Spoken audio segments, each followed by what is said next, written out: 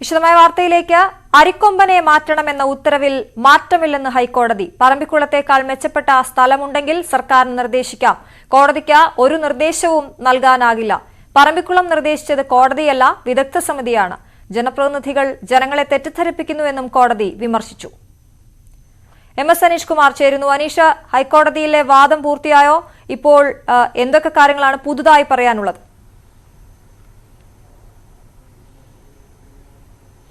അശ്വതി, ഇന്ന് Nenmara MLA. K Babu സമർപ്പിച്ച പുനഃപരിശോധനാ ഹർജിയാണ് കോടതി അല്പസമയം മുമ്പ് പരിഗണിച്ചത്. ചിന്നക്കനാൽ, സിംഗണ്ടം, ശാന്തൻപാറ മേഖലകളിൽ ഈ വലിയ ഭീഷണിയായി മാറിയിരിക്കുന്ന അരിക്കൊമ്പനെ പറമ്പിക്കുളത്തേക്ക് മാറ്റണമെന്നാണ് നേരത്തെ ഹൈക്കോടതി നിയോഗിച്ച വിദഗ്ധ സമിതി റിപ്പോർട്ട് നൽകിയത്. ഈ റിപ്പോർട്ടിന്റെ അടിസ്ഥാനത്തിൽ ആനയെ മാറ്റുന്നതിനുള്ള നടപടിക്രമങ്ങൾ ആരംഭിക്കാനിരിക്കെയാണ് ഈ പറമ്പിക്കുളം മേഖലയിൽ വലിയ തോതിലുള്ള പ്രതിഷേധം നാട്ടുകാരുടെ ഭാഗത്തുനിന്നും ഹർത്താൽ അടക്കമുള്ള ഉണ്ടാകുകയും ചെയ്തത്. കാരണം കൊലയാളിയായ ആനയെ പറമ്പിക്കുളത്തേക്ക് മാറിയാൽ പറമ്പിക്കുളത്തിന് സമീപമുള്ള ജനവാസ മേഖലകളിൽ ഇത് വലിയ നാശം വിതയ്ക്കും എന്ന ആശങ്കയാണ് ഇവർ പങ്കുവച്ചത്. ആ ആശങ്കയാണ് ഇന്ന് കോടതിയുടെ മുന്നിലെത്തുകയും ചെയ്തത്. എന്തായാലും ഈ അരിക്കൊമ്പനെ പിടികൂടി കൂട്ടിലടയ്ക്കാൻ ഒരു കാരണവശാലും കോടതി സമ്മതിക്കില്ല എന്ന് അസന്നിഗ്ധമായി തന്നെ ഇന്ന് കോടതി പ്രഖ്യാപിച്ചിരിക്കുന്നു. സർക്കാരിൻ്റെ ആളുകൾ ഉൾപ്പെട്ട അല്ലെങ്കിൽ കോടതി നിർദ്ദേശിച്ച വിദഗ്ധ സമിതിയാണ് ഇത്തരത്തിൽ പറമ്പിക്കുളത്തേക്ക് ആനയെ മാറ്റാം എന്ന നിർദ്ദേശം നൽകിയത്.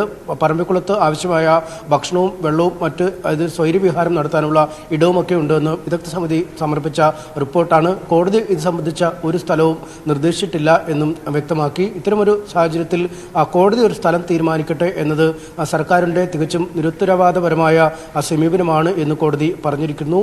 കാട്ടിൽ കഴിയേണ്ട ആനകൾ സ്വൈര്യവിഹാരം നടത്തേണ്ട ഇടങ്ങൾ നഷ്ടമായത് അവർ ആ സ്ഥലം വിട്ട് പുറത്തേക്ക് ഇറങ്ങാൻ കാരണം ഈ ഒട്ടും ശാസ്ത്രീയമല്ലാത്ത തരത്തിലുള്ള നിർമ്മാണ പ്രവർത്തനങ്ങളും മറ്റുമാണ്. യൂക്കാലി മരങ്ങളും മറ്റും ഈ വനത്തിൻ്റെ സ്വാഭാവിക തനിമ നഷ്ടപ്പെടുത്തി നിർമ്മിച്ചതാണ് അല്ലെങ്കിൽ നട്ടു വളർത്തിയതാണ് ഇത്തരത്തിൽ ആനകളും മറ്റും ജനവാസ കേന്ദ്രങ്ങളിലേക്ക് ഇറങ്ങാൻ കാരണം. ജനപ്രതിനിധികൾ ഇക്കാര്യത്തിൽ സർക്കാരിനോടാണ് വിശദീകരണം തേടേണ്ടതെന്ന് കോടതി വ്യക്തമാക്കുന്നു. എന്നാലും പറമ്പിക്കുളത്തേക്ക് ആനയെ കൊണ്ടുപോകാൻ നിർദ്ദേശിച്ചപ്പോൾ തന്നെ ഉണ്ടായ പ്രതിഷേധത്തിൽ ജനങ്ങൾ കോടതിയെ കുറ്റപ്പെടുത്തുന്നതിൽ കോടതിക്ക് അങ്ങേയറ്റം വേദനയുണ്ട് എന്ന് കോടതി പറഞ്ഞിരിക്കുന്നു. ഈ സമൂഹം ഒരു സ്വാർത്ഥത നിറഞ്ഞവരുടെ ഒരു കൂട്ടമായി മാറിയിരിക്കുന്നു എന്ന വിമർശനവും കോടതിയുടെ ഭാഗത്തുനിന്നും ഉണ്ടായിരിക്കുന്നു. മൗലികമായ കടമകൾ മറന്ന ജനമായി നമ്മൾ മാറുന്നു. സഹജീവികൾക്ക് വേണ്ടി ഒരു ആനയെ മാറ്റാൻ പോലും ഇവിടെ മറ്റുള്ള ആളുകൾ മറ്റൊരു കൂട്ടം ജനങ്ങൾ സമ്മതിക്കാത്ത അവസ്ഥയിലേക്ക് കാര്യങ്ങൾ നീങ്ങിയെന്നും കോടതി പറയുന്നു. ഇത്തരമൊരു സാഹചര്യത്തിൽ പറമ്പിക്കുളത്തേക്കാൾ മികച്ച ഒരിടം കണ്ടെത്താൻ സർക്കാരിന് കഴിയുമെങ്കിൽ അങ്ങനെ ആവാം എന്നും കോടതി പറഞ്ഞിരിക്കുന്നു. ഒരാഴ്ചത്തെ സമയമാണ് ഇതിനായി കോടതി നൽകിയിരിക്കുന്നത്. അഗസ്ത്യകൂടത്തേക്കും മുതലമട അടക്കമുള്ള മറ്റിടങ്ങളിലേക്കും മാറ്റാൻ നിലവിലെ സാഹചര്യം അനുകൂലമല്ല എന്ന് വനംവകുപ്പും കോടതിയിൽ അറിയിച്ചിരിക്കുന്നു. അതുകൊണ്ട് തന്നെ സർക്കാരിന് മുന്നിൽ അക്ഷരാർത്ഥത്തിൽ ഒരു കീറാമുട്ടിയായി വീണ്ടും അരിക്കൊമ്പൻ വിഷയം മാറുന്നു എന്നത് തന്നെയാണ് വസ്തുത. കാരണം ഒരു വശത്ത് ചിന്നക്കനാൽ മേഖലയിൽ നിന്നും ആനയെ ഒഴിവാക്കണമെന്നാവശ്യപ്പെട്ട് അവിടുത്തെ ജനങ്ങൾ പ്രക്ഷോഭത്തിലേക്കാണ്. ഒരു മണിക്കൂർ മുമ്പെങ്കിൽ അത്രയും നേരത്തെ ആനയെ അവിടെ നിന്നും നീക്കിയാൽ ജനങ്ങൾക്ക് സ്വൈര്യമായി ജീവിക്കാൻ കഴിയുമെന്നാണ് അവർ പറയുന്നത്. കാരണം കഴിഞ്ഞ ദിവസവും അരിക്കൊമ്പൻ ഈ ചിന്നക്കനാൽ മേഖലയിലെ ഒരു വീട് ആക്രമിക്കുകയും ആ വീട്ടിലുള്ള സ്ത്രീകളടക്കമുള്ളവർ കാട്ടിലേക്ക് ഓടിയാണ് ജീവൻ രക്ഷപ്പെടുത്തിയ ഒരു സാഹചര്യമുണ്ട്. അതുകൊണ്ട് എത്രയും വേഗം അരിക്കൊമ്പനെ ചിന്നക്കനാലിൽ നിന്ന് മാറ്റണമെന്നാണ് അവർ ആവശ്യപ്പെടുന്നത്. എന്നാൽ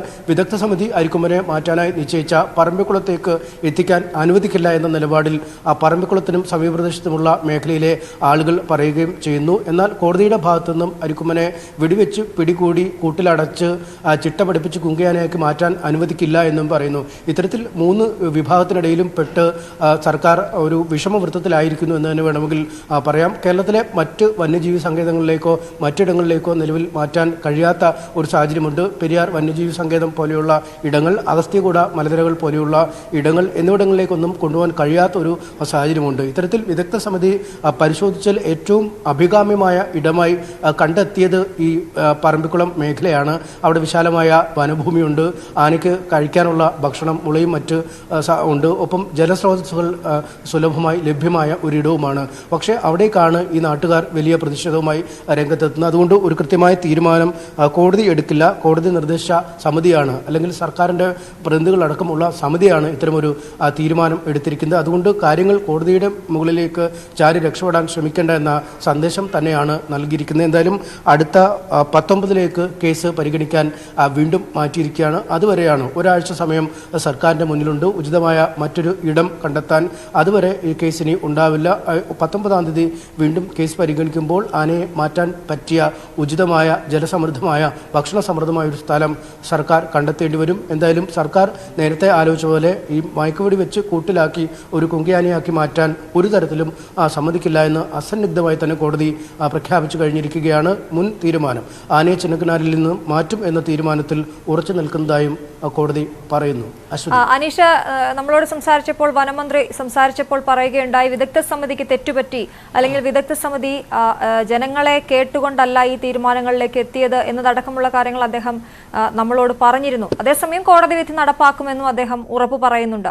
ഇപ്പോൾ കോടതി പറയുന്നത് ജനപ്രതിനിധികൾ ജനങ്ങളെ തെറ്റിദ്ധരിപ്പിക്കുന്നുവെന്നും ഇത്തരത്തിലുള്ള സമരങ്ങൾ നടത്തുന്നതിനെയുമൊക്കെ കോടതി വിമർശിച്ചിട്ടുണ്ട്. ഒപ്പം ജനങ്ങളുടെ വിഷമം മനസ്സിലാക്കുന്നു എന്നും പറയുമ്പോൾ ഇത് സർക്കാരിന് മേൽ ഇന്നത്തെ കോടതി വിധി അല്ലെങ്കിൽ കോടതിയുടെ തീരുമാനം സർക്കാരിന് മേൽ വലിയ സമ്മർദ്ദം ഉണ്ടാക്കിയിരിക്കുകയല്ലേ? കാരണം പറമ്പിക്കുളം അല്ലെങ്കിൽ മറ്റെവിടെ എന്നത് ഒരാഴ്ചക്കകം തീരുമാനിച്ച് പറയുക എന്നുള്ളത് വലിയ പ്രശ്നമുള്ള കാര്യമല്ലേ? പ്രത്യേകിച്ച് ഈ പറമ്പിക്കുളത്ത് ഉള്ളതുപോലെയുള്ള പ്രതിഷേധങ്ങൾ അത് ഏത് പ്രദേശത്തായാലും അവിടെ ഉണ്ടാകാനുള്ള സാധ്യതയുണ്ട്. വിദഗ്ധ സമിതി അടക്കം ഹിയറിംഗ് നടത്തിയില്ല എന്നാണ് നേരത്തെ കെ ബാബു MLA പ്രസാദിനോട് സംസാരിച്ചപ്പോൾ പറഞ്ഞത്. തീർച്ചയായും സർക്കാർ ഒരു പ്രതിസന്ധിയിൽ തന്നെ ആയിരിക്കുകയാണ് എന്ന് നമുക്ക് നിസ്സംശയം പറയാം. കാരണം ഈ പറമ്പിക്കുളം നിവാസികൾ ഉന്നയിക്കുന്ന പ്രശ്നം വളരെ ന്യായമായ പ്രശ്നമാണ്. കാരണം ചിന്നക്കനാൽ ശാന്തൻപാറ മേഖലകളിലൊക്കെയാണ് ഈ വിദഗ്ധ സമിതി ഹിയറിംഗ് നടത്തുകയും അവിടെയുള്ള ജനങ്ങളുടെ ആശങ്കകൾ കേൾക്കുകയും ചെയ്തു. നമുക്കറിയാം നിരവധി ആളുകളെയാണ് ഇതിനകം ഈ അരിക്കൊമ്പൻ എന്ന ആന വകവരുത്തി കഴിഞ്ഞിരിക്കുന്നത്. ലക്ഷക്കണക്കിന് രൂപയുടെ വസ്തുവകൾ ഇതുവരെ നാശം വരുത്തി കഴിഞ്ഞിരിക്കുന്നു. റേഷൻ കടയിൽ ഒരു കാലത്തും പ്രവർത്തനം നടക്കാൻ കഴിയാത്ത വിധം ഒരു ഭീഷണിയിൽ ആയിരിക്കുന്നു. വീടുകളിൽ അരി സൂക്ഷിക്കാൻ പറ്റാത്തൊരവസ്ഥയിലേക്ക് കാര്യങ്ങൾ നീങ്ങുന്നു. ഇത്തരമൊരു സാഹചര്യത്തിൽ അവിടുത്തെ ജനങ്ങളുടെ ആശങ്കകൾ പൂർണ്ണമായും ഈ വിദഗ്ധ സമിതി കേട്ടെങ്കിലും ഇതിൻ്റെ അടുത്ത ഗുണഭോക്താക്കളായി അല്ലെങ്കിൽ ഏത് സ്ഥലത്തേക്കാണ് ഈ ആനയെ കൊണ്ടുപോകുന്നത്, അവിടെ ഏത് തരത്തിലുള്ള പ്രത്യാഘാതം ഈ ആന വരുത്തും എന്ന കാര്യത്തെക്കുറിച്ച് യാതൊരു പഠനവും നടത്തിയിട്ടില്ല എന്നാണ് ഈ പറമ്പിക്കുളംകാർ പറയുന്നത്. കാരണം പറമ്പിക്കുളത്തും സമീപ പ്രദേശങ്ങളുമായി 7-8 ആദിവാസി ഊരുകൾ സ്ഥിതി ചെയ്യുന്നു. ജനവാസ കേന്ദ്രങ്ങൾ ഈ വനമേഖലയോട് ചേർന്ന് തന്നെ സ്ഥിതി ചെയ്യുന്ന ഇടങ്ങളാണ്. അതുകൊണ്ട് ഈ ആനയ്ക്ക് സമൃദ്ധമായി ഭക്ഷണവും വെള്ളവും ലഭിക്കുമെന്ന് പറയുമ്പോഴും നേരത്തെ MLA സൂചിപ്പിച്ചതുപോലെ തന്നെ ഒരു ഗണ്യമായ ഭാഗം തേക്ക് പ്ലാന്റേഷനായി. ഞാൻ അനീഷിലേക്ക് മടങ്ങിയെത്താം. ഇപ്പോൾ ഈ സാഹചര്യത്തിൽ നമുക്കൊപ്പം ഒരു അതിഥി ചേരുന്നുണ്ട്, ഗുരുവായൂരപ്പൻ. ശ്രീ ഗുരുവായൂരപ്പൻ, അദ്ദേഹം വന്യജീവി ഗവേഷകനാണ്. ശ്രീ ഗുരുവായൂരപ്പൻ, അരിക്കൊമ്പനെ മാറ്റണം എന്ന കാര്യത്തിൽ ഒരു മാറ്റവുമില്ല, അരിക്കൊമ്പനെ മാറ്റുക തന്നെ ചെയ്യണമെന്ന് ഹൈക്കോടതി പറയുമ്പോഴും ഇന്നിപ്പോൾ പറമ്പിക്കുളത്ത് ഉള്ളവർ സമർപ്പിച്ച പുനഃപരിശോധിക്കണമെന്ന ആ തീരുമാനം പുനഃപരിശോധിക്കണമെന്ന ഹർജി പരിഗണിച്ചുകൊണ്ട് പറഞ്ഞത് പറമ്പിക്കുളത്തേക്കാൾ മെച്ചപ്പെട്ട സ്ഥലമുണ്ടെങ്കിൽ സർക്കാരിന് നിർദ്ദേശിക്കാം, അതിന് ഒരാഴ്ച സമയവും കൊടുത്തിരിക്കുകയാണ്. താങ്കൾക്ക് എന്താണ് ഈ വിഷയത്തിൽ ഈ സമയത്ത് പ്രതികരിക്കാനുള്ളത്? അതായത് കോടതി ആദ്യം പറഞ്ഞ അതേ സ്റ്റാൻഡിൽ തന്നെയാണ് നിൽക്കുന്നത്. കാരണം ഇതിനിടയ്ക്ക് വിദഗ്ധ സമിതി വന്നതാണ് ഇതിനകത്ത് വലിയ വിനയായിട്ട് മാറിയത്. കാരണം വിദഗ്ധ സമിതി യഥാർത്ഥത്തിൽ പ്രശ്നങ്ങൾ പരിഹരിക്കുന്നതിന് പകരം പ്രശ്നങ്ങൾ സങ്കീർണമാക്കുക ചെയ്തിട്ടുള്ളത്. അപ്പൊ അതുകൊണ്ട് തന്നെ കോടതി ആദ്യത്തെ സ്റ്റേജിൽ തന്നെ നിൽക്കുന്നുണ്ട്. അതായത് പിടികൂടി കുങ്കിയാനയാക്കരുത് എന്ന് പ്രത്യേകം പറയുന്നുണ്ട്. അതാണ് അതിൽ ഏറ്റവും വലിയൊരു വാലിഡ് ആയിട്ടുള്ള സ്റ്റേറ്റ്മെന്റ്.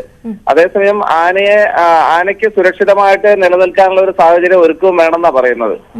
അപ്പൊ അതില് ഫസ്റ്റ് സ്റ്റേജിൽ ഹൈക്കോടതി പറഞ്ഞ ഒരു തീരുമാനപ്രകാരം ഈ ആനയെ അതേ സ്ഥലത്ത് തന്നെ നിലനിർത്തിക്കൊണ്ട് വേണമെങ്കിൽ റേഡിയോ കോളർ ചെയ്തുകൊണ്ട് ആനയുടെ മൂവ്മെന്റ്സ് പരിശോധിക്കാനുള്ള ഒരു സംവിധാനം ഒരുക്കുക എന്നുള്ളതാണ് അതിൽ ചെയ്യാൻ പറ്റുന്ന ഏറ്റവും നല്ല കാര്യം.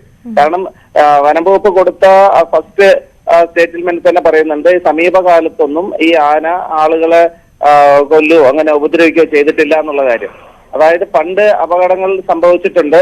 ഈ ആന ഏത് സാഹചര്യത്തിലാണ് ആളുകളെ കൊന്നത് എന്നുള്ളതൊക്കെ ശരിക്കും പരിശോധിക്കപ്പെടേണ്ടതുണ്ട്. ഈ ആളുകൾ പറയുന്ന പോലെ 34 ആളുകളെയൊക്കെ ഈ അരിക്കൊമ്പൻ കൊന്നു എന്നൊക്കെ പറയുന്നതൊക്കെ ഒരു തെറ്റായിട്ടുള്ള ഒരു ഇൻഫർമേഷൻ ആണ്. അപ്പൊ അരിക്കൊമ്പന്റെ ആക്രമണം കൊണ്ട് ശരിക്കും ആളുകൾ മരണപ്പെട്ടിട്ടുണ്ടോ, അത് ഏതൊക്കെ സാഹചര്യങ്ങളിലാണ്, എന്തുകൊണ്ട് അങ്ങനെ സംഭവിച്ചു എന്നുള്ളത് കൃത്യമായിട്ട് അറിയേണ്ട ഒരു കാര്യമുണ്ട്. അപ്പോ ആനയെ സംബന്ധിച്ച് ഇപ്പോ നാട്ടുകാരിൽ നിന്ന് കിട്ടിയ ഒരു ഫീഡ്ബാക്ക്, നമ്മൾ ഫീൽഡിൽ പോയി മനസ്സിലാക്കിയ ഒരു ഫീഡ്ബാക്ക് എന്ന് വെച്ചാൽ അരിക്കൊമ്പൻ എന്ന് പറയുന്ന ആന ആളുകളായിട്ട് വളരെ ഇണങ്ങിയാണ് ജീവിക്കുന്നത് ഇപ്പോഴും. അതുപോലെ തന്നെ ആളുകൾക്ക് വളരെ ഒരു സേഫ്റ്റി എന്നും കൂടെ പറയുന്നുണ്ട്. അതായത് അവിടെ മറ്റ് കുറ്റകൃത്യങ്ങൾ സംഭവിക്കാതിരിക്കാൻ ആന ഒരു തുണയായിട്ട് നിലനിൽക്കുന്നു എന്നുള്ളൊരു യാഥാർത്ഥ്യം കൂടെ നമ്മൾ കാണേണ്ടതുണ്ട്. ശ്രീ ഗുരുവായൂരപ്പൻ, അങ്ങനെയെങ്കിൽ ഞാനൊന്ന് ഇടപെട്ട് ചോദിച്ചോട്ടെ, അങ്ങനെയെങ്കിൽ ഈ സമരമൊക്കെ എന്തിനാണ് ചിന്നക്കനാലിൽ?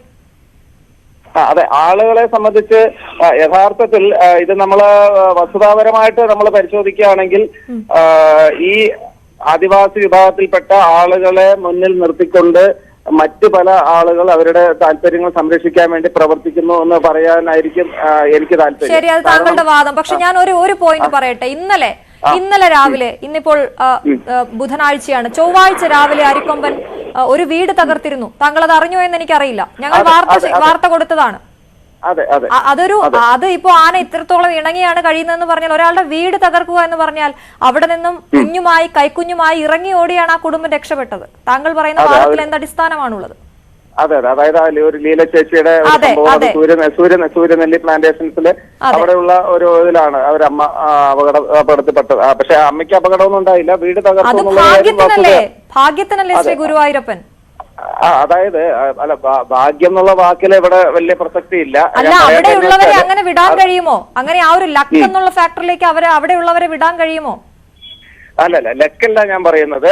ആനയ്ക്ക് അവിടെ ആവശ്യം അരിയാണ് എന്നുള്ളത് ഒരു ഫാക്ട് ആണല്ലോ, അല്ലാതെ ആളുകളെ ഉപദ്രവിക്കാന്നുള്ള ഒരു ഫാക്ടറേ അല്ല. അപ്പോ നമ്മുടെ പ്രധാന വിഷയം എന്ന് പറയുന്നത് അരിക്കൊമ്പൻ എന്ന് പറയുന്ന വാക്ക് തന്നെ ഒരു പ്രധാനപ്പെട്ട ഒരു വിഷയമാണ്.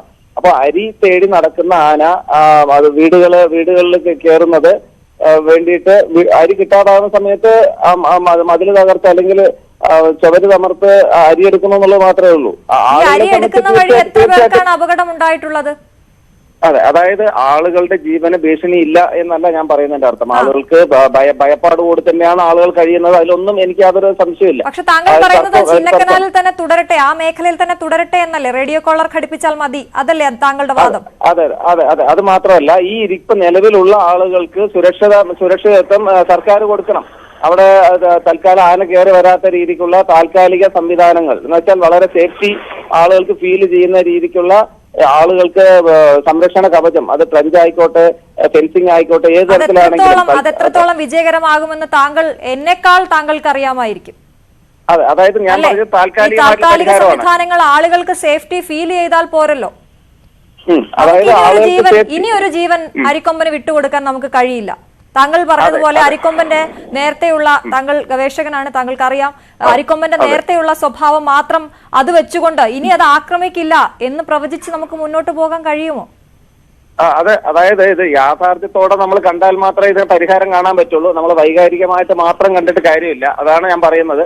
കാരണം കോടതിയും ആ ഒരു ആംഗിളിലാണ് ഇതിനെ നിരീക്ഷിച്ചുകൊണ്ടിരിക്കുന്നത്. മാറ്റണം എന്ന കാര്യത്തിൽ ഒരു മാറ്റവും ഇല്ലെന്ന് പറഞ്ഞിരിക്കുകയാണ്. അപ്പൊ നമ്മൾ ഇനി ചിന്നക്കനാലിൽ അരിക്കൊമ്പൻ തുടരുന്ന കാര്യത്തിനെ കുറിച്ച് ചിന്തിക്കുകയേ വേണ്ട എന്ന് കോടതി പറഞ്ഞിരിക്കുന്നു. ആ മാറ്റം അതെ, ചിന്നക്കനാലിൽ അവിടെ നിന്ന് തന്നെ ഈ ആനയുടെ ഹോം റേഞ്ച് ഒന്നുകൂടെ അത് മൂവ് ചെയ്യുന്ന ഒരു ഏരിയ നോക്കണം. ഈ ആനയുടെ ഒരു കൂട്ടം ഉണ്ടല്ലോ, ആ ഷേഡിന്റെ മൂവ്മെന്റ് ഏരിയ കാണും. അത് ഏകദേശം 200-250 കിലോമീറ്റർ ദൂരമൊക്കെ സംചരിക്കുന്നുണ്ടാവും. ചിന്നക്കനാലിൽ തന്നെയല്ല ഞാൻ പറയുന്നത്, ചിന്നക്കനാലിൽ നിന്നും ഈ ആനകൾ ഇതിന്റെ ഷേഡ് സഞ്ചരിക്കുന്ന ദൂരം ഏതാണ്, എത്ര ദൂരം വരെ പോകുന്നുണ്ടെന്നുള്ളതിന്റെ അതിന്റെ സ്റ്റാറ്റിസ്റ്റിക്സ് വെച്ചുകൊണ്ട് അങ്ങനെ ഉൾക്കാട്ടിലേക്ക് വിടുകയും വേണം.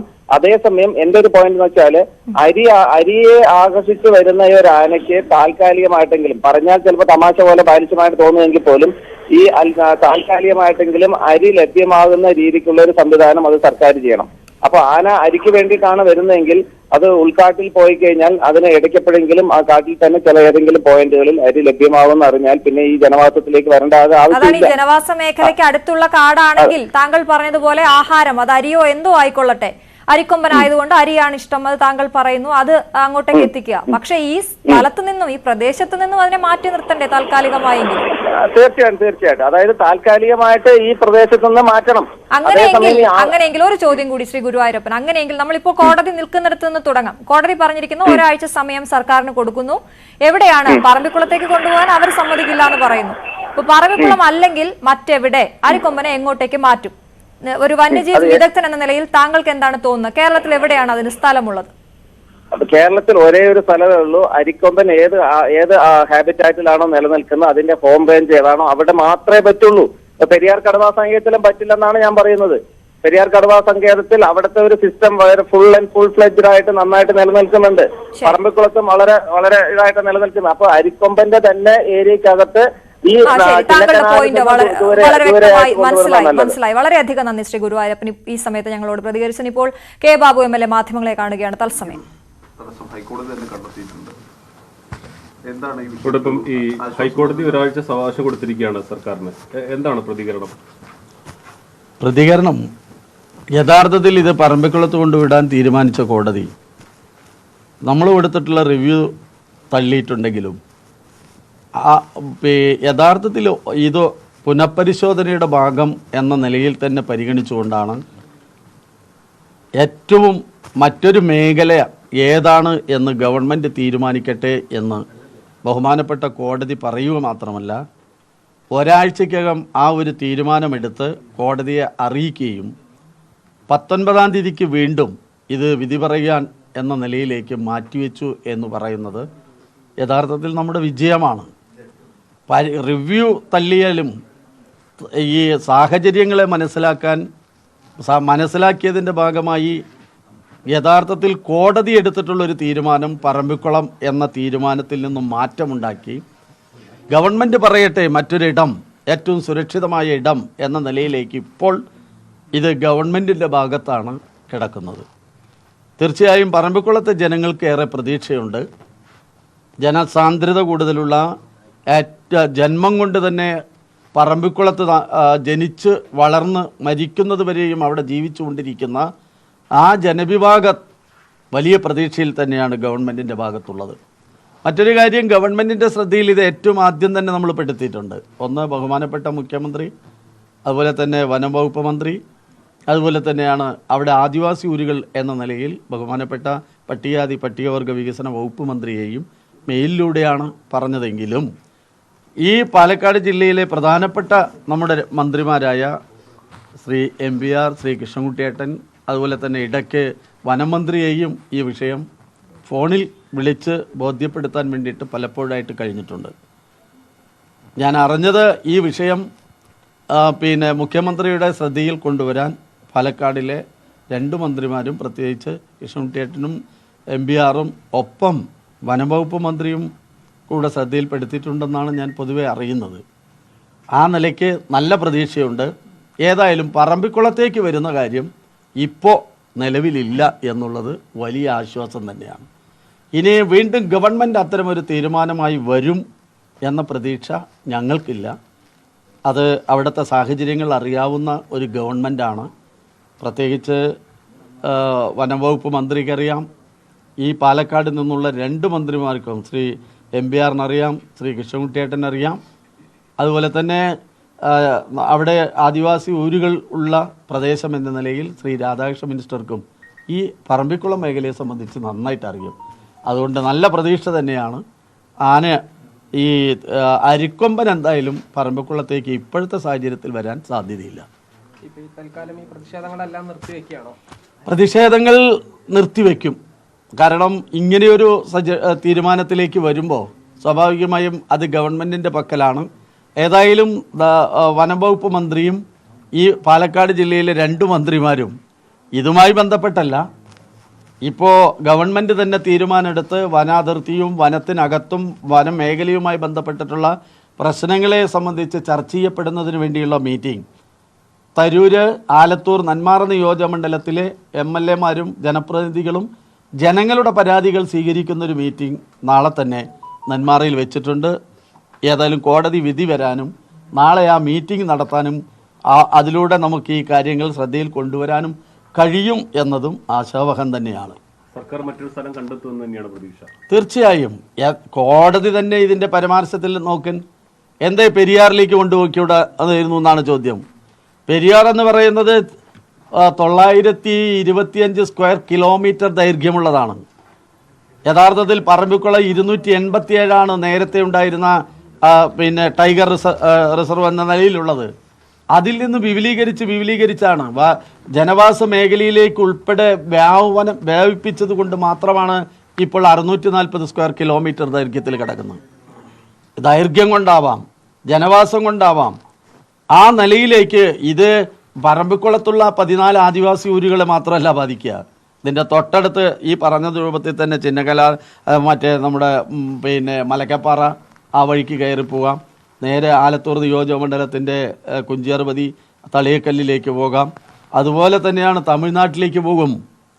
ഈ ആനയ്ക്കറിയില്ലല്ലോ കേരളത്തിൻ്റെ അതിർത്തി ഏതാണെന്ന്. സ്വാഭാവികമായിട്ട് തമിഴ്നാട് അതിൻ്റെ ബോർഡറാണ് ആനമലയും മറ്റുമൊക്കെ. അതുകൊണ്ട് തന്നെ അതൊരു മറ്റൊരു പ്രശ്നത്തിലേക്ക് വരില്ലേ, അന്തർ സംസ്ഥാന പ്രശ്നമായിട്ട് വരില്ലേ. അത്തരം പ്രശ്നങ്ങളൊക്കെ ഉണ്ട്. ഏതായാലും പിന്നെ പറമ്പിക്കുളത്തേക്ക് കൊണ്ടുവിടാനുള്ള കോടതി എടുത്തിട്ടുള്ള ഉത്തരവ് തന്നെ അത് നിലനിൽക്കും എന്ന് കോടതി പറയുമ്പോൾ തന്നെ കോടതി പറഞ്ഞു ഇതിൽ മറ്റൊരു തീരുമാനം അത് ഗവൺമെൻറ് തീരുമാനിക്കട്ടെ, അതിനുശേഷം ഒരു ഉത്തരവ് പ്രഖ്യാപിക്കാം എന്നാണ് പറഞ്ഞത്. അങ്ങനെയാണല്ലോ പറഞ്ഞത്. അത് തന്നെയാണ് ഏറ്റവും ആശ്വാസകരമായൊരു ഘടകം. സർക്കാരിൽ 100% പ്രതീക്ഷയുണ്ട്. കോടതി തന്നെ ചോദിച്ചിട്ടുണ്ടല്ലോ, ഇത് ഭരണകക്ഷിയുടെ ഒരു MLA അല്ലേ എന്നാണ് ചോദിച്ചത്. ഭരണകക്ഷിയുടെ MLA തന്നെ. ഈ ഭരണത്തിന് വിരുദ്ധമായൊരു സമീപനമല്ല. ജനവികാരം ഉയർന്നു വരുമ്പോൾ, ജനങ്ങൾക്ക് ജീവനും സ്വത്തിനും ഭയപ്പാടും ആശങ്കയുണ്ടാകുമ്പോൾ സ്വാഭാവികമായും ജനങ്ങൾ തിരഞ്ഞെടുക്കപ്പെട്ടുള്ള ജനപ്രതിനിധി എന്ന നിലയിൽ അതിൻ്റെ മുന്നിൽ നിൽക്കുക എന്നുള്ള കടമയാണ്, ഉത്തരവാദിത്തമാണ് നിർവഹിച്ചത്. ഇതേ ഉത്തരവാദിത്വവും കടമയും ഗവൺമെൻറ്റിൻ്റെ ശ്രദ്ധയിൽ കൊണ്ടുവരാൻ നാളത്തെ ഒരു ദിവസമാണ് മുന്നിലുള്ളതെങ്കിലും അടുത്ത ദിവസം തന്നെ ഇത് ബഹുമാനപ്പെട്ട മുഖ്യമന്ത്രിയും അതുപോലെ തന്നെ ബന്ധപ്പെട്ട മന്ത്രിമാരെയും നേരിട്ട് കാണേണ്ടതുണ്ടെങ്കിൽ നേരിട്ട് കണ്ട് വിവരം അറിയിക്കും. മാവേലിക്കരയിൽ 12 വയസ്സുകാരനെ രണ്ടാനച്ഛനും അമ്മയും ക്രൂരമായി മർദ്ദിച്ചു. ശരീരമാസകലം മുറിവുകളെന്ന് Vandanam medical college superintendent doctor Abdul Salam news 18നോട് പറഞ്ഞു. ശരീരത്തിലുള്ള മുറിവുകൾ പലതും പഴുത്ത നിലയിലാണ്. കുട്ടി വണ്ടാനം മെഡിക്കൽ കോളേജിൽ തീവ്രപരിചരണ വിഭാഗത്തിൽ ചികിത്സയിലാണ്.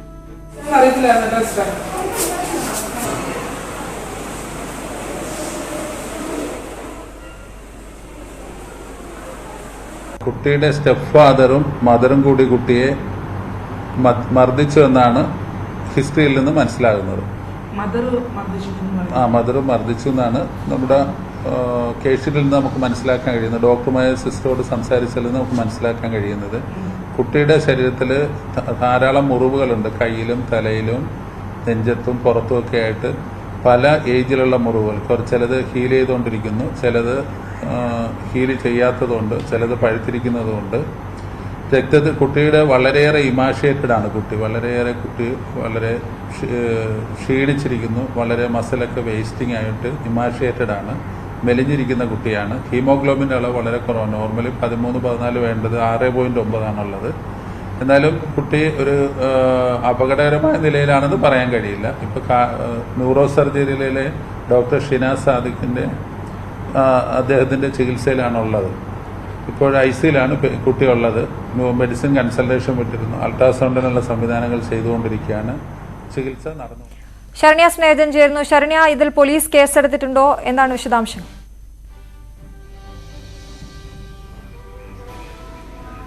അശ്വതി, അതിക്രൂരമായ പീഡനത്തിനാണ് 12 വയസ്സുകാരൻ വിധേയനായത് എന്നുള്ളതാണ് ഇപ്പോൾ ആശുപത്രി സൂപ്രണ്ട് ഡോക്ടർ അബ്ദുൽ സലാം തന്നെ നമ്മളോട് വ്യക്തമാക്കിയിട്ടുള്ളത്. ഈ കുട്ടിയുടെ ചിത്രങ്ങളടക്കം നമുക്ക് ലഭിച്ചിരുന്നു. മാവേലിക്കര പല്ലാരിമംഗലം സ്വദേശിയായ കുട്ടിയാണ്. 12 വയസ്സുകാരനാണ് ക്രൂരമായ മർദ്ദനത്തിന് ഇരയായിട്ടുള്ളത്. കുട്ടിയുടെ പിൻവശം മുഴുവൻ അടിച്ച പാടുകളാണ്. ഈ അടിച്ച പാടുകൾ തന്നെ ചില മുറിവുകൾ ഇപ്പോഴും ഉണങ്ങാതെ നിൽക്കുന്നു എന്നുള്ളതാണ്. തലയുടെ നെറുകയിൽ മുറിവേറ്റിട്ടുണ്ട്. ഒപ്പം തന്നെ താടി ഭാഗത്ത് മുറിവേറ്റിട്ടുണ്ട്. ഈ തലയുടെ നെറുകയിലും താടിഭാഗത്തുമേറ്റുള്ള മുറിവ് ഏതെങ്കിലും വെപ്പൺ, അതായത് ആയുധം ഉപയോഗിച്ച് മുറിവേൽപ്പിച്ചതുപോലെയുള്ള മുറിവുകളെന്നാണ് ഇപ്പോൾ മെഡിക്കൽ കോളേജ് സൂപ്രണ്ട് തന്നെ നമ്മളോട് വ്യക്തമാക്കിയിട്ടുള്ളത്. ഈ കേസുമായി ബന്ധപ്പെട്ട് രണ്ടാനച്ഛൻ ഇപ്പോൾ അറസ്റ്റിലായിട്ടുണ്ട്. ജുവനൈൽ ജസ്റ്റിസ് ആക്ട് പ്രകാരമാണ് കേസ് എടുത്തിട്ടുള്ളത്. മറ്റ് വകുപ്പുകൾ, കൂടുതൽ വകുപ്പുകൾ ചേർക്കും. കാരണം വെപ്പൺ ഉപയോഗിച്ച് മുറിവേൽപ്പിച്ച രീതിയിലുള്ള മുറിവുകൾ തലയിൽ ഉണ്ടായിരുന്നു. കാരണം തുന്നിക്കെട്ടൽ ഉണ്ടാവേണ്ട മുറിവുകളാണ് തലയ്ക്ക് ഏറ്റ പരിക്ക്. പക്ഷേ എന്നാൽ അത് സംബന്ധിച്ച് തുന്നിക്കെട്ടാനോ മറ്റ് തുടർ ചികിത്സയ്ക്കോ കുട്ടിയെ കൊണ്ടുപോയിട്ടില്ല. അതുകൊണ്ട് തന്നെ ഈ മുറിവുകൾ ഇപ്പോൾ തുന്നാൻ കഴിയാത്ത സാഹചര്യമാണ് ഉള്ളതെന്നാണ് മെഡിക്കൽ കോളേജ് സൂപ്രണ്ട് വ്യക്തമാക്കിയിട്ടുള്ളത്. പല മുറിവുകൾക്കും കാലപ്പഴക്കമുണ്ട്. അതുകൊണ്ട് തന്നെ കുട്ടി കുറെ കാലമായി ഈ മർദ്ദനം ഏറ്റിരുന്നു എന്നുള്ളതാണ് ഈ ഡോക്ടർമാർ സ്ഥിരീകരിക്കുന്നത്. ഒപ്പം തന്നെ ഹീമോഗ്ലോബിന്റെ അളവൊക്കെ ശരീരത്തിൽ വളരെ കുറവാണ്. അതായത് ഭക്ഷണം കുറെ കാലമായി കുട്ടിക്ക് ഉണ്ടായിരുന്നില്ല എന്നുള്ളതടക്കമുള്ള കാര്യങ്ങൾ. എല്ലും തോലുമായാണ് കുട്ടി ഇപ്പോൾ ഉള്ളത്. നമ്മൾ കുട്ടിയെ ഇപ്പോൾ ആലപ്പുഴ മെഡിക്കൽ കോളേജിലെ പീഡിയാട്രിക് വിഭാഗത്തിൽ തീവ്രപരിചരണ വിഭാഗത്തിലാണ് ഉള്ളത്. നമ്മൾ അവിടെ ചെല്ലുമ്പോൾ അവിടെ ഇപ്പോൾ ചൈൽഡ് പ്രൊട്ടക്ഷൻ ടീം അടക്കമുള്ള ആളുകൾ വന്ന് ഉദ്യോഗസ്ഥർ വന്ന് കുട്ടിയുടെ മൊഴി രേഖപ്പെടുത്തുന്നുണ്ട്. അപ്പോഴും അമ്മ ഉറച്ചു നിൽക്കുന്നത് കുട്ടിയുടെ തല പൈപ്പിൽ ഇടിച്ചതാണ്, ഷവറിൽ ഇടിച്ചതാണ് എന്നുള്ളതാണ്. ഇത്രയും ചെറിയ കുട്ടിയുടെ തല എങ്ങനെയാണ് ഷവറിൽ ഇടിച്ചതെന്ന് സംബന്ധിച്ചുള്ള വിശദീകരണം ഒന്നും അവർ തരുന്നില്ല. മറിച്ച് അമ്മ എന്തൊക്കെയോ കാര്യങ്ങൾ മറക്കുന്നുണ്ട് എന്നുള്ളത് ആണ് അവരും നമ്മളോട് വ്യക്തമാക്കിയിട്ടുള്ളത്. എന്തായാലും ഏറ്റവും പ്രധാനപ്പെട്ട കാര്യം രണ്ടാനച്ഛൻ ആയ സുഖുപാനന്ദന്റെ മർദ്ദനം ഏറ്റു എന്നുള്ളതായിരുന്നു ആദ്യഘട്ട സ്ഥിരീകരണം ഉണ്ടായിരുന്നത്. മാത്രമല്ല ഈ സുഖുപാനന്ദനെ മാവേലിക്കര പോലീസ് അറസ്റ്റ് ചെയ്തിട്ടുണ്ട്. ജുവനൈൽ ജസ്റ്റിസ് ആക്ട് പ്രകാരമാണ്. ഇയാൾ കൊല്ലം സ്വദേശിയാണ്. ഈ കുട്ടിയുടെ വീട് പല്ലാരിമംഗലം എന്ന മാവേലിക്കരയിലെ പ്രദേശമാണ്. ഈ ഇത്രയധികം ശരീരത്തിൽ ഇത്രയധികം മുറിവുകളും പാടുകളുമായി ഈ 12-ാം വയസ്സുകാരൻ 7ാം ക്ലാസ്സിൽ പഠിക്കുന്നു എന്നാണ് പറയുന്നത്. ഈ കുട്ടി സ്കൂളിൽ പോയിരുന്നു അടക്കമുള്ള കാര്യങ്ങൾ പരിശോധിക്കേണ്ടതായുണ്ട്. മൂത്ത കുട്ടി 15 വയസ്സുള്ള കുട്ടിയാണ്. ആ കുട്ടിയും ഈ കാര്യങ്ങൾ തുറന്നു പറയാൻ ഭയക്കുകയായിരുന്നു. ഈ ഡോക്ടർമാർ നിരന്തരം ആദ്യം മാവേലിക്കര താലൂക്ക് ആശുപത്രിയിൽ പ്രവേശിപ്പിക്കുകയും മാവേലിക്കര ആശുപത്രിയിൽ ഡോക്ടർമാർ നിരന്തരം ഈ കുട്ടിയോട് കാര്യങ്ങൾ ചോദിച്ചതിന്റെ അടിസ്ഥാനത്തിലാണ് ഈ കുട്ടികൾ എന്തെങ്കിലും വിവരിക്കാൻ തയ്യാറായിട്ടുള്ളത്. ഇപ്പോൾ മൂത്ത കുട്ടിയെയും ഹാജരാക്കാനായി ചൈൽഡ് പ്രൊട്ടക്ഷൻ ടീം ഇപ്പോൾ ആവശ്യപ്പെട്ടിട്ടുണ്ട്. ആ കുട്ടിക്കും ഇത്തരം പരിക്കുകൾ ഉണ്ടോ എന്നുള്ളത് അറിയില്ല. എന്തായാലും നമുക്ക് മനുഷ്യത്വരഹിതമെന്ന് തന്നെ പറയാം. തീർച്ചയായും മനുഷ്യത്വരഹിതമായ നടപടിയാണ് അവിടെ ഉണ്ടായിരിക്കുന്നത്. ശരണ്യ സ്നേഹിതനാണ് വിവരങ്ങൾ നൽകിയത്. ഇപ്പോൾ വനം മന്ത്രി മാധ്യമങ്ങളെ കാണുകയാണ്. ആന സംരക്ഷണ കേന്ദ്രത്തിലേക്ക് കൊണ്ടുപോകാനാണ് ഗവൺമെന്റ് തീരുമാനിച്ചിരുന്നത്. മറ്റ് ഏതെങ്കിലും വഴികളുണ്ടോ എന്നാലോചിക്കാതെയല്ല അങ്ങനൊരു തീരുമാനം ഗവൺമെന്റ് എടുത്തത്. കാരണം ജനവാസ മേഖലകളിൽ ഇറങ്ങി വന്ന് പരിചയിച്ച ഒരു കൊമ്പനെ തത്തുല്യമായ മറ്റൊരു സ്ഥലത്തേക്ക് മാറ്റുന്നതിലെ യുക്തിയില്ലായ്മ കൊണ്ടാണ് അങ്ങനെ ചെയ്തിരുന്നത്. ദൗർഭാഗ്യവശാൽ ബഹുമാനപ്പെട്ട ഹൈക്കോടതി കഴിഞ്ഞ ദിവസം വാദം കേട്ടതിന് ശേഷം പറമ്പിക്കുളത്തേക്ക് മാറ്റാമെന്നാണ് നിർദ്ദേശിച്ചത്. ആ നിർദ്ദേശം അംഗീകരിച്ചുകൊണ്ട് പറമ്പിക്കുളത്തേക്ക് മാറ്റാനുള്ള നടപടിക്രമങ്ങൾ ഓരോന്നോരോന്നായി പൂർത്തിയാക്കിക്കൊണ്ടിരിക്കുകയായിരുന്നു. ബഹുമാനപ്പെട്ട കോടതി നിർദ്ദേശിച്ചത് ആനയെ പിടിച്ചതിന് ശേഷം സാറ്റലൈറ്റ് സംവിധാനത്തോടു കൂടിയ റേഡിയോ കോളുകൾ ഘടിപ്പിക്കണമെന്നായിരുന്നു. ഇന്ത്യയിൽ പല സ്ഥലത്തും അത് ലഭ്യമാകുമെന്ന് അന്വേഷിച്ചു. ആസാമിൽ മാത്രമാണ് ഇപ്പോൾ അതുള്ളത് എന്ന വിവരം ലഭിച്ച ഉടനെ ആസാമിൽ നിന്നും അത് എത്തിക്കാനുള്ള നടപടികൾ സ്വീകരിക്കുകയും ഇന്ന് വനംവകുപ്പിലൊരു ഉദ്യോഗസ്ഥൻ ആസാമിൽ പോയി കൊണ്ടുവരാൻ കഴിയുമെന്നാണ് ആദ്യം ആലോചിച്ചത്. പക്ഷെ ഇപ്പോൾ അവർ തന്നെ ഒരു ഉദ്യോഗസ്ഥനെ ഇങ്ങോട്ടേക്ക് അയച്ച് ആ പ്രശ്നം വേഗത്തിൽ പരിഹരിക്കുന്നതിനാണ് ശ്രമിച്ചുകൊണ്ടിരിക്കുന്നത്. അതുകൊണ്ട് ഒരു ഘട്ടത്തിലും കോടതി വിധി നടപ്പിലാക്കാൻ കഴിയില്ല എന്ന നിലപാട് സർക്കാർ സ്വീകരിച്ചിട്ടില്ല. നിയമപരമായ നടപടികളിലൂടെ അല്ലാതെ കോടതി വിധികളെ കാണാനും പാടില്ലെന്ന നിലപാടാണ് സർക്കാർ സ്വീകരിച്ചത്. പക്ഷേ ഈ പറമ്പിക്കുളത്തേക്ക് മാറ്റാമെന്ന ഉത്തരവ് വന്നതിനെ തുടർന്ന്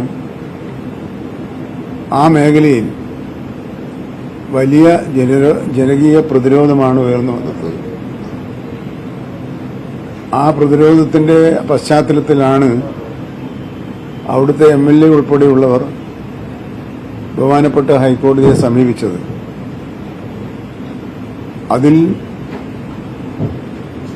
ഇപ്പോൾ ബഹുമാനപ്പെട്ട കോടതി എടുത്തിട്ടുള്ള നിലപാട് കൂട്ടിലടക്കാൻ പാടില്ല, പറമ്പിക്കുളത്തേക്ക് കൊണ്ടുപോകേണ്ടതില്ല, മറ്റേതെങ്കിലും സ്ഥലം സർക്കാർ തന്നെ കണ്ടുപിടിക്കണമെന്നാണ്. എന്നാൽ സർക്കാരിന്റെ മുമ്പിലുള്ള ഏറ്റവും ഫലപ്രദമായ ഓപ്ഷൻ ഇപ്പോഴും സർക്കാരിന്റെ വനം വകുപ്പിന്റെ കീഴിലുള്ള ആന വളർത്തു കേന്ദ്രത്തിലേക്ക് മാറ്റിപ്പാർക്കുക എന്ന് തന്നെയായിരുന്നു. എന്നാൽ ഇപ്പോൾ കോടതി അങ്ങനെ പറഞ്ഞ സാഹചര്യത്തിൽ കോടതിയുടെ മാർഗനിർദ്ദേശങ്ങൾ അംഗീകരിച്ചുകൊണ്ട് എന്തൊക്കെ നടപടികളാണ് സ്വീകരിക്കാൻ കഴിയുക എന്ന കാര്യം നിയമവിദഗ്ധന്മാരുമായും പ്രത്യേകിച്ച് അഡ്വക്കേറ്റ് ജനറലുമായും ഒക്കെ ആശയവിനിമയം നടത്തേണ്ടതുണ്ട്.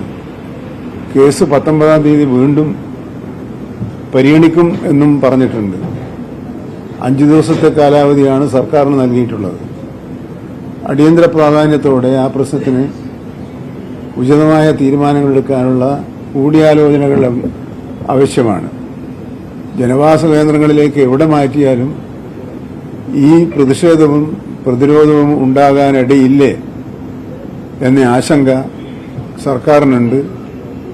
ജനങ്ങളുടെ ആശങ്കയും വന്യജീവികളുടെ സുരക്ഷയും പരിഹരിച്ചു മുന്നോട്ട് കൊണ്ടുപോകാനുള്ള മാർഗങ്ങളെക്കുറിച്ചാണ് സർക്കാർ നാളിതുവരെ ആലോചിച്ചിട്ടുള്ളത്. ഒരു പൊതുസമൂഹത്തിന്റെ പൂർണ്ണമായ എതിർപ്പും ആശങ്കയും കണ്ടില്ലെന്ന് നടിച്ച് നിയമപരമായി മാത്രം നീങ്ങാനുള്ള ഒരു നിർദ്ദേശമാണ് ഇപ്പോൾ നിർഭാഗ്യവശാൽ വന്നിട്ടുള്ളത്. കോടതി, നീതിന്യായ കോടതി എന്നുള്ള നിലയിൽ നിയമപരമായ കാര്യങ്ങളിൽ കോടതിയുടെ തീരുമാനങ്ങളെയും വിധിയെയും ഞാൻ ചോദ്യം ചെയ്യുന്നില്ല. ഇപ്പോൾ അവർ തന്നിട്ടുള്ള ആ 5 ദിവസത്തിനുള്ളിൽ അനുയോജ്യമായ മറ്റേതെങ്കിലും സ്ഥലം കണ്ടുപിടിക്കാനാവുമോ എന്നാണ് ഇനി കോടതി നിർദ്ദേശം അനുസരിച്ചാൽ ചെയ്യേണ്ടത്. ആ ഒരു ആലോചനകൾ അടിയന്തരമായി തന്നെ ആരംഭിക്കേണ്ടതുണ്ട്. വനം വകുപ്പിലെ ഉന്നത ഉദ്യോഗസ്ഥന്മാരും അവരുമായി ഈ ആശയവിനിമയം നടത്തേണ്ടതുണ്ട്. നേരത്തെ ഞാൻ പറഞ്ഞതുപോലെ അഡ്വക്കേറ്റ് ജനറലുമായും മുഖ്യമന്ത്രിയുമായും ഒക്കെ കൂടിയാലോചനകൾ നടത്തിയതിനു ശേഷമേ ഇനി അങ്ങോട്ടുള്ള നീക്കം എന്താണ് എന്ന് വ്യക്തമാക്കാൻ സാധിക്കുകയുള്ളൂ.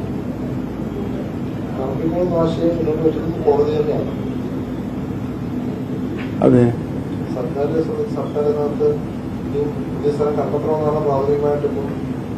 അല്ല, കോടതി അങ്ങനെയാണല്ലോ തീരുമാനിച്ചത്. കോടതി ഈ ഉത്തരവാദിത്വം സർക്കാരിന്റെ തലയിലേക്കാണ് ഇട്ടത്. കൃത്യമായ ഒരു വിധി പ്രഖ്യാപിക്കുന്നതിന് പറഞ്ഞിട്ടുള്ളത് സർക്കാർ തീരുമാനിക്കട്ടെ. അപ്പോഴും സർക്കാർ തീരുമാനിക്കുന്നതിനും ഉപാധിയുണ്ട്. ഒന്ന് കൂട്ടിലടക്കാൻ പാടില്ല, 2 പറമ്പിക്കുളത്തേക്ക് കൊണ്ടുപോകണമെന്നില്ല. അപ്പോൾ ആ 2 ഉപാധികളുടെ ഇടയിൽ നിന്നുകൊണ്ട് മറ്റേതെങ്കിലും സ്ഥലം കണ്ടുപിടിക്കണമെന്നാണ് ബഹുമാനപ്പെട്ട കോടതി ഇപ്പോൾ നിർദ്ദേശിച്ചിട്ടുള്ളത്. തീർച്ചയായും കോടതി വിധി അനുസരിക്കേണ്ട ബാധ്യതയുള്ളതുകൊണ്ട് തന്നെ അനുയോജ്യമായ സ്ഥലമുണ്ടോ എന്ന് പരിശോധിച്ച് അത് സംബന്ധിച്ച കോടതിയെ വീണ്ടും ബോധ്യപ്പെടുത്താൻ എന്തെങ്കിലും നിയമപരമായ സാധ്യതയുണ്ടോ എന്ന കാര്യം കൂടി നമുക്ക് പരിശോധിക്കേണ്ടതായി വരും എന്നാണ് തോന്നുന്നത്.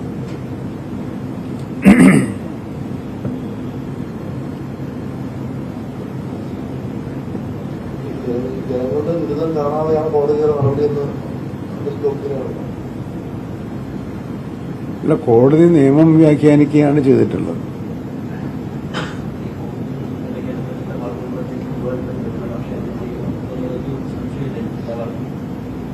അല്ല, അതാണ് സർക്കാരിനെ പ്രതിസന്ധിയിലാക്കുന്ന ഒരു വിധിയെഴുത്തായിപ്പോയി.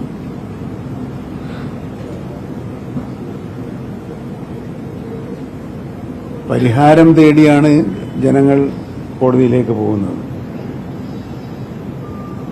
കോടതി പരിഹാരം നിർദ്ദേശിക്കുന്നതിന് വസ്തുതയുണ്ട്, അത് കണ്ടില്ലെന്ന് നടിക്കാൻ സർക്കാരിന് കഴിയില്ല എന്ന പ്രയാസം ബഹുമാനപ്പെട്ട കോടതിയും മനസ്സിലാക്കും എന്നാണ് ഞാൻ വിചാരിച്ചത്.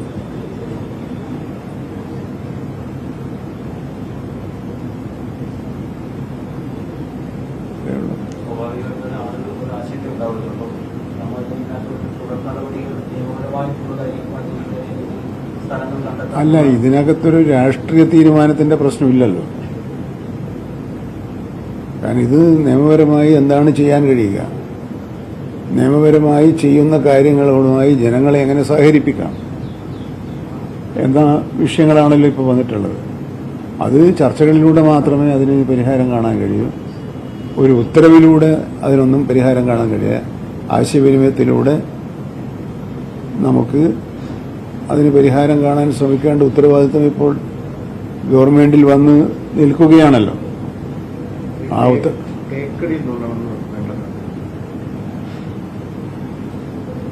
അല്ല, വനം വകുപ്പിന്റെ ഇപ്പോഴത്തെയും സുചിന്തിതമായ അഭിപ്രായം ഇത് വനം വകുപ്പിന്റെ നിയന്ത്രണത്തിൽ കൊണ്ടുവന്ന് അതിന് മതിയായ ശുശ്രൂഷയും ഭക്ഷണവും നൽകി സംരക്ഷിക്കുക എന്നതാണ് ഓപ്ഷൻ. എന്തുകൊണ്ടെന്നാൽ ഈ ഒരു 2016 മുതൽ ഇങ്ങോട്ട് എടുത്തു നോക്കിയാൽ ആകെ 3 ആനകളെ മാത്രമേ ഇങ്ങനെ പിടിച്ചിട്ടുള്ളൂ. അതൊരു വന്യജീവികളെ കടന്ന് കൈയേറ്റം ചെയ്ത് പിടിച്ചതല്ല, ജനങ്ങൾ പൊറുതിമുട്ടിയപ്പോൾ സ്വീകരിച്ചൊരു നടപടിയാണ്. അതുപോലെ 2-3 കടുവകളെ മാത്രമേ പിടിച്ചിട്ടുള്ളൂ. ഇപ്പോഴുള്ള കോടതി തീരുമാനം സർക്കാരിനെ സമ്മർദ്ദത്തിലാക്കുന്നതാണ്. കോടതിയെയോ വിധിയെയോ വിമർശിക്കാൻ സർക്കാർ തയ്യാറാകുന്നില്ല. എന്തായാലും ജനങ്ങളുടെ ദുരിതം കണ്ടില്ലെന്ന് നടിക്കാൻ സർക്കാരിന് കഴിയില്ല. ആലോചിച്ച് തീരുമാനങ്ങൾ എടുക്കും, നിയമപരമായി മുന്നോട്ടു പോകും എന്നാണ് AK ശശീന്ദ്രൻ മാധ്യമങ്ങളോട് പറഞ്ഞത്. ഇടവേള. മുഖ്യമന്ത്രിയുടെ ദുരിതാശ്വാസ നിധി വക മാറ്റിയ കേസിൽ റിവ്യൂ ഹർജി തള്ളി. ഹർജി നിലനിൽക്കില്ലെന്ന് ലോകായുക്ത വ്യക്തമാക്കി. കേസിൽ ഫുൾ ബെഞ്ച് ജൂൺ 5-ന് വിശദമായ വാദം കേൾക്കും. ആരെയെങ്കിലും പേടിച്ച് ഉത്തരവെഴുതുകയോ എഴുതാതിരിക്കുകയോ ചെയ്യുന്ന ആളുകൾ അല്ലെന്നും ഹർജിക്കാരൻ വിമർശിച്ചെന്ന് കരുതി അത് കേസിനെ ബാധിക്കില്ലെന്നും ലോകായുക്ത പരാമർശിച്ചു. ഹൈക്കോടതിയിൽ അപ്പീൽ പോകുമെന്ന് ഹർജിക്കാരനായ RS ശശികുമാർ പറഞ്ഞു. ഒരു ഹർജിക്കാരന് ഞാൻ കൺവിൻസ്ഡ് അല്ല.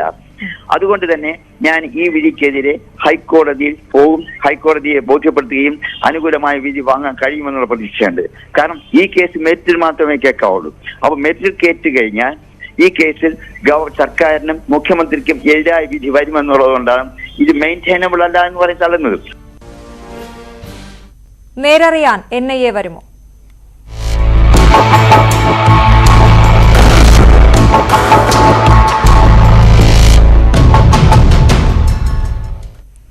എലത്തൂർ ട്രെയിൻ തീവെപ്പ് കേസ് അന്വേഷണം NIAക്ക് ഉടൻ കൈമാറാൻ സാധ്യത. അന്വേഷണ ചുമതല കൈമാറാൻ സർക്കാർ നീക്കം സജീവമാക്കിയതായി സൂചന.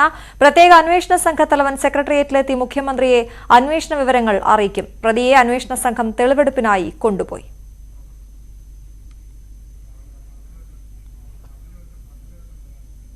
ഷാരൂഖ് സൈഫിയെ തെളിവെടുപ്പിനായി കൊണ്ടുപോയിരിക്കുകയാണ്. എലത്തൂരിലേക്കടക്കം തെളിവെടുപ്പ് ഇപ്പോൾ പുരോഗമിക്കുകയാണ്. ഈ വാർത്തയുടെ വിശദാംശങ്ങൾ വരും ബുള്ളറ്റിനുകളിൽ കാണാം. ലേഡീസ് ബാൻ പൂർണ്ണമാവുകയാണ്. നമസ്കാരം.